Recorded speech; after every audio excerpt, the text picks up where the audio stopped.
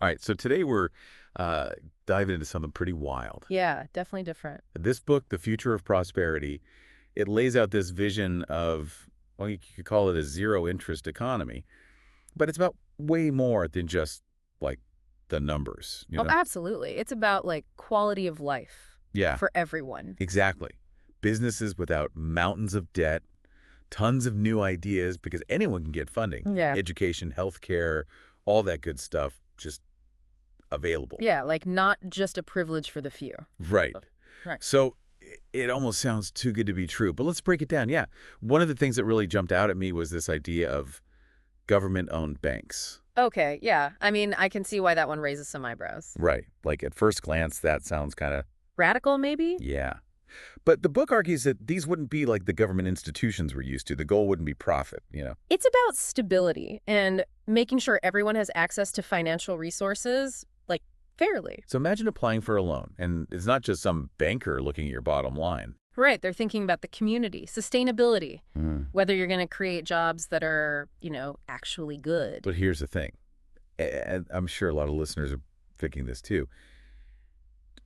Wouldn't government run anything just be a total bureaucratic mess? Yeah, I get that. And honestly, the book acknowledges that risk. Like, it's not naive to those concerns. So how do they address that? Well, it talks a lot about building in accountability from the ground up. Like, you'd need clear ways to measure how well these banks are actually performing. Okay, so metrics. Yeah. And not just internal ones, citizen oversight committees, that kind of thing, and making sure they're attracting the best people to run things. But not based on, like, who they know or whatever. Exactly. Meritocracy is huge in this whole model. We'll get to that more later, but it's about competence over connections every step of the way. Makes sense. Less red tape, more focus on the people they're supposed to be serving. That's the idea. And this all ties into another pretty radical concept, zero interest rates. Now, that one blew my mind. Like, how can an economy even function without any interest at all? Yeah, it's a big shift, but think of it this way. The government essentially provides capital to these banks at zero interest.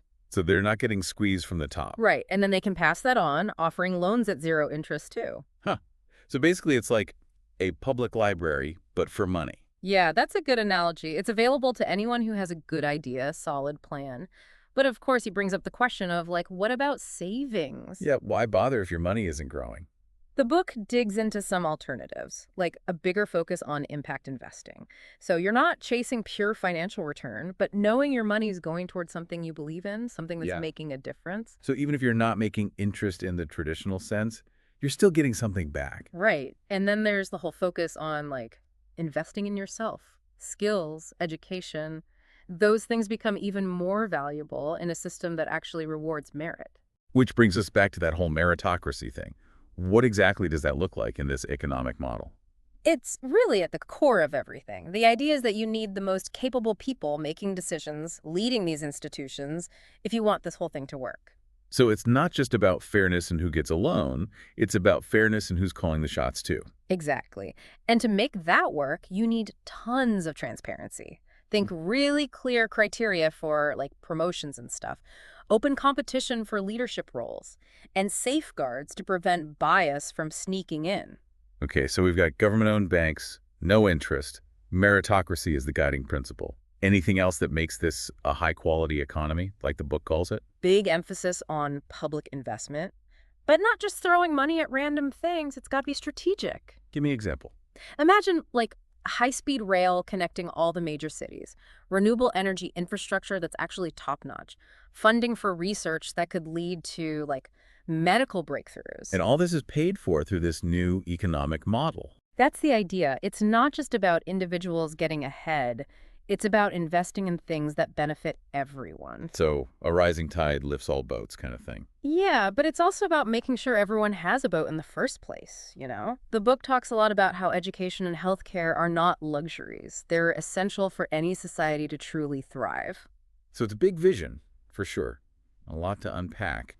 But honestly, when I was reading this, I kept thinking, what would it actually feel like to live in a world like this? Yeah, it's a good question. I mean, imagine starting a business without being crippled by debt right out the gate, knowing that you and your family have access to quality healthcare no matter what, and that the whole system is designed to reward people who are actually good at what they do, not just good at playing the game. Yeah, That's a pretty compelling picture. Hmm. But I'm sure our listeners are wondering the same thing I am.